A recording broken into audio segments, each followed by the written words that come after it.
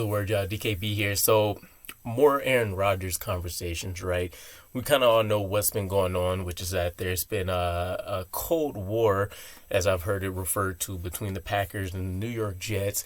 Neither side really wanting to either overvalue or undervalue the trade. And it's led to really, I guess, sour feelings from both fan bases, right? From the Packers' perspective, they really just want to move forward with Jordan Love.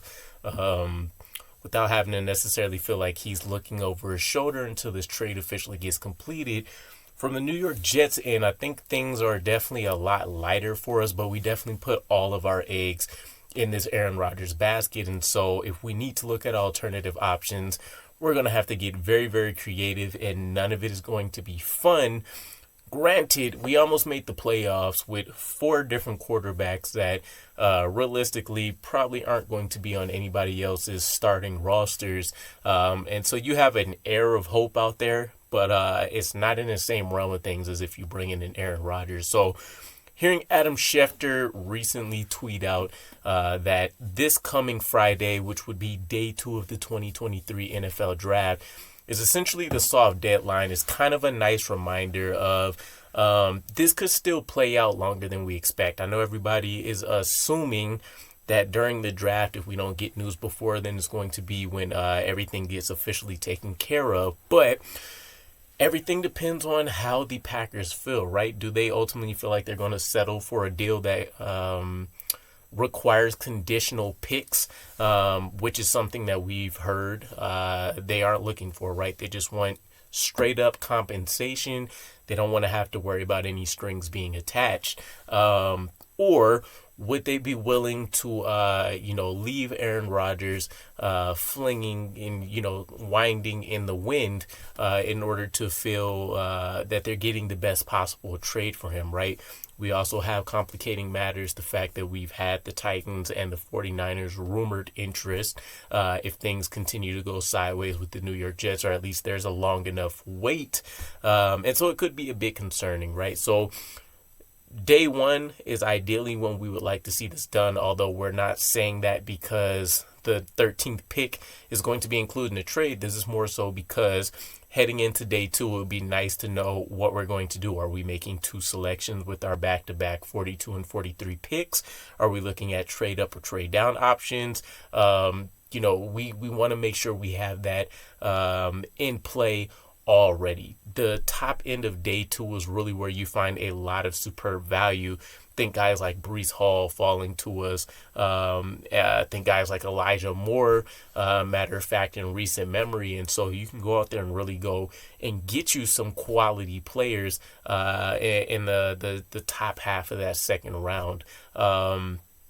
So I don't know. It's a pretty interesting scenario. In the event that we go through this entire draft and we don't get a trade secured, it's called a soft deadline for a reason, right? Realistically, the last case scenario that we want to see for like a hard deadline is going to be training camp, right?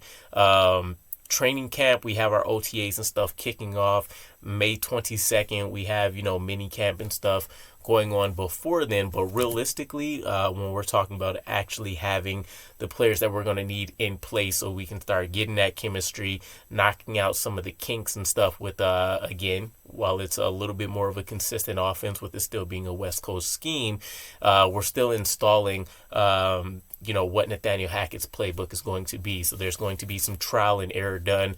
Nobody's realistically, even if the trade was done, none of our players was going to see Aaron Rodgers until May anyways. And so you're talking about a team that's going to, need to catch up to speed. Obviously with Aaron Rodgers, a lot of that is made easy, but you don't want to have to walk in May 22nd into the building and know that Tim Boyle is going to be your most experienced quarterback in this scheme.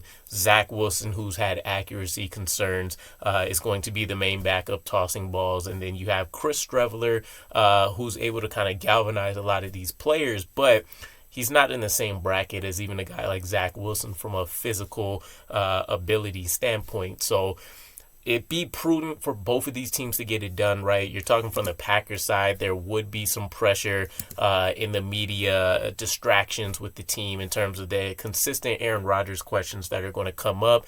what are they going to do with him, right? Do they want to actually end up keeping him if the draft passes? Are they going to pay him to stay away from the building? From a fan perspective view, and obviously, media will kind of run with it.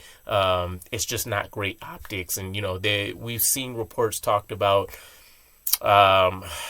when you have these kind of Hall of Fame type players having a certain plan in place, or like a certain level of respect in terms of how you go about handling this process, and the whole trade package stuff seems to have kind of superseded this situation. It's really about who's going to win the trade necessarily, more so than what's being best or what'll be best for everybody. Not saying I want to pay pennies on the dollar for Aaron Rodgers. Of course, that would be great. But yeah, I think this whole thing has kind of started to get blown out of proportion. So that's essentially what we're looking at. Ideally, I can't necessarily see us not getting this done by day 2, unless for some reason the Packers don't value this particular draft class as strongly as maybe some of the other teams in the league, because being able to pick up an additional second is huge for them, as well as potentially, it's conditional, yes, but potentially getting a pick in the first round next year. Things go our way, it's going to be a late first rounder, but still, yeah, I don't know. It's a draft that has, some pretty high, pretty low points. But yeah, we'll ultimately see what happens. I'll leave it there with you guys. Let me know what your thoughts are. Do we see the Aaron Rodgers trade get confirmed during the draft, or do you guys feel like we'll have to wait till the days leading up to training camp when kind of both hands start to get forced with media pressure? So let me know what you're thinking about it. I'll catch you guys again. Peace.